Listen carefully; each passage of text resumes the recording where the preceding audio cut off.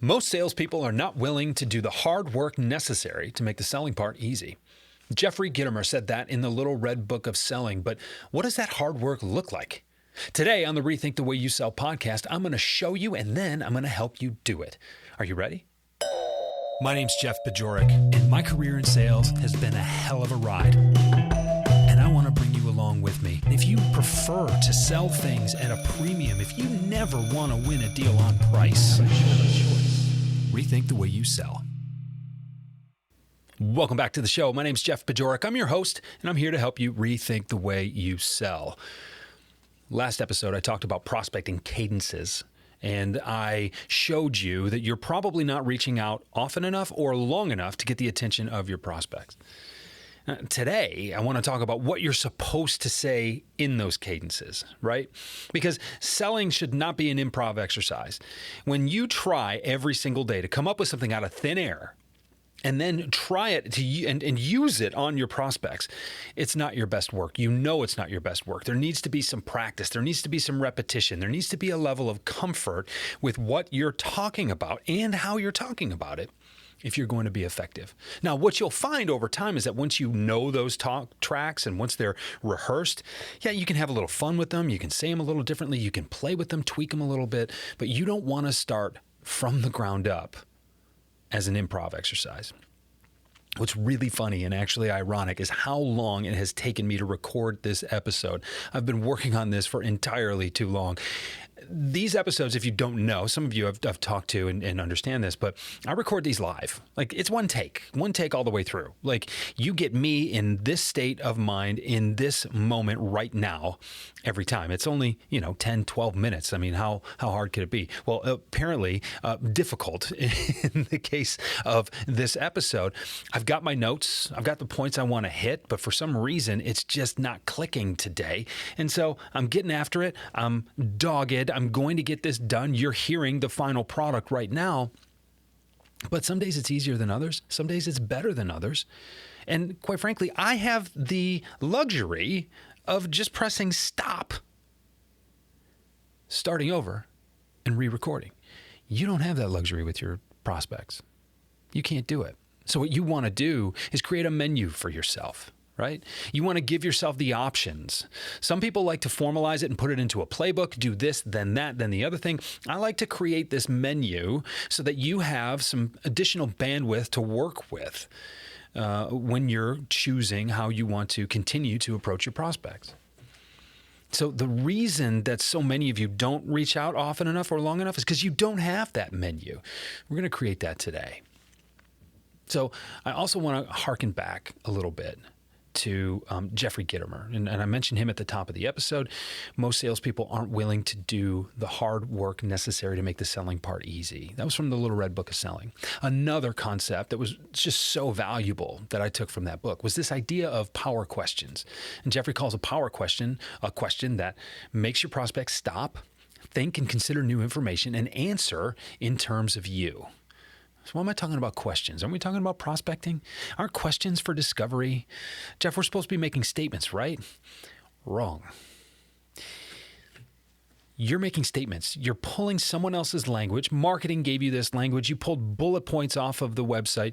You're making statements in messages to your prospect, hoping that it's exactly the right thing at the right time. One of the fundamentals that I live and sell by is that statements tend to end conversations, while questions tend to start them. So, would you rather try to start a conversation by making a statement, kind of throwing darts at a board, kind of playing blindfolded, pin the tail on the donkey? Like, what are you trying to do here? Or are you wanting to ask provocative questions? Provocative questions that will start a good conversation.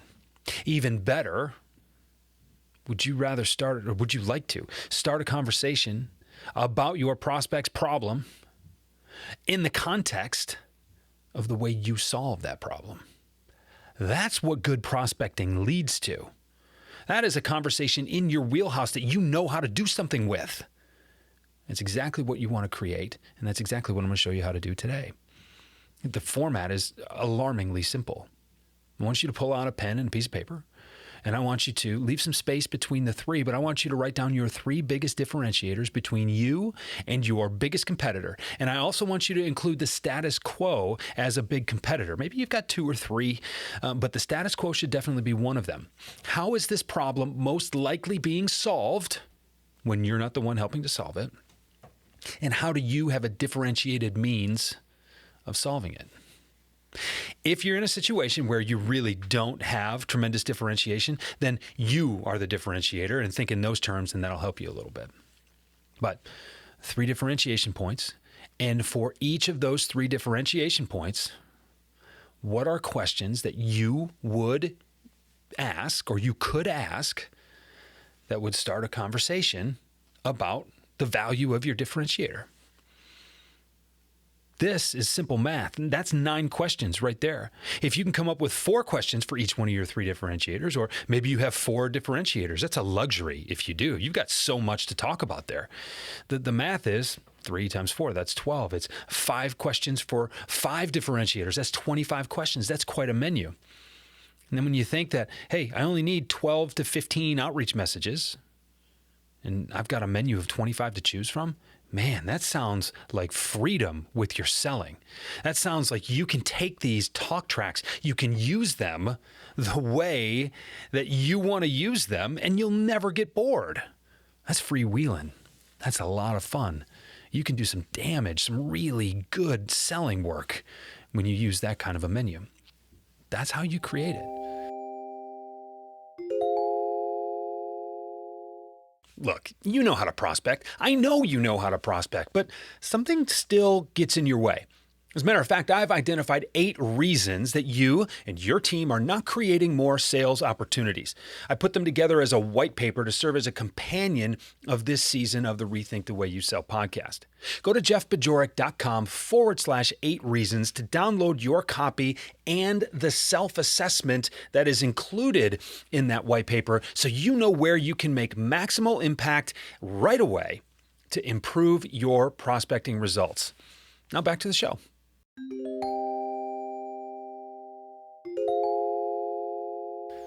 So we've got these power questions. We've got these emotionally provocative questions that we can ask about your prospects' problems that relate to the differentiated means in which you solve them. That is a golden conversation. So we'll use me as an example. And I believe that belief is the cornerstone of sales execution. I believe that most salespeople know what they need to do. They don't trust themselves to do it in a way that's comfortable for them, and that lack of integrity rubs them the wrong way. So belief is the cornerstone of execution, but belief is rooted in that integrity. And when you have the integrity, you believe. When you believe, you execute. When you execute well, that reaffirms your integrity, and it creates this virtuous cycle. But belief is where that really has to start. That is where, that's the linchpin right there. So I'll call a VP of sales and I'll say, Mr. VP of sales, I work with a lot of companies like you and yours. And when they see that their sales team is underperforming, they tend to bring in a sales trainer who teaches them skills that they can practice, and hopefully they'll be more confident, and that will increase their belief. Have you ever considered just working intently on belief itself? Have you ever considered that the training you're bringing them is actually what is causing the lack of belief? That's a strong question. That's very provocative. It's also very counterintuitive. The likelihood that I get a response is high, not just because it's a great question, but also because when they see it's coming from me, they look me up, they see what I stand for, they see the work I do, they see the kind of things I talk about and the way I make people think. It's all in line with my brand. It's all in line with my style. And I have a high probability of that question being answered, and I have a high probability of getting a meeting. Really, really powerful. So what is that for you? What are those things that you bring to the table that are differentiated, that are provocative? You have them. If you don't, then you're missing them and they're probably right in front of you. Quite frankly, I help people with that. That is how I help sales teams. And if this is something that you would like to work through, then, look, you know how to get a hold of me. I tell you at the end of just about every episode. So this is the way that you build this menu. And if you build a big enough menu, then all of a sudden the cadence issue is a non-issue. Now you have the opportunity to scale it. You have the opportunity to increase it. Instead of calling 100 people or working on 100 prospects at the same time, you can work on 200. You can work on 250. You can work on whatever your time allows you to. What happens here? Freedom. I know I talked about this just a couple of minutes ago, but you have freedom within your sales process now. You don't feel bound up. You don't feel restricted. You start to have fun. You get creative. This is really, really powerful. And it starts with a simple exercise that you're probably not doing. You can do it in 30 to 60 minutes by yourself. You can do it in a team meeting for an hour. Imagine the conversations. Imagine the creativity that flows from an exercise like this. Really, really strong. So I want to know what you think. I really do. I get sideways glances when I tell people to prospect with questions, to ask questions that you don't anticipate getting answers to. But when you ask good questions that are worth answering and they go unanswered, that creates tension in and of itself. This is such a great framework for building pipeline around a consultative sale where you're trying to change the eye level of your prospects. This is what I did in the field. This is what I do today. I know this conceptually works because I'm proof. And if you want to talk more about it, shoot me a note, jb@jeffbajorek.com. I've also put together a worksheet for you. It's just a simple 2-page PDF. You can print the whole thing out and you've got everything that you need. And, it's not that a pen and a blank piece of paper won't work, but if you want something fancy, you can go to my website and get it. That link will be in the show notes and you can get all my resources there. So thank you again for spending the last 12 minutes or so with me. It's been a lot of fun. This season is coming to an end very, very soon. I've loved discussing prospecting with you over the last couple of months here. It's been a blast, and these frameworks are fun and they work. So really looking forward to the next episode. I'll talk to you again in a couple of days. Rethink the Way You Sell is a Pod About It production.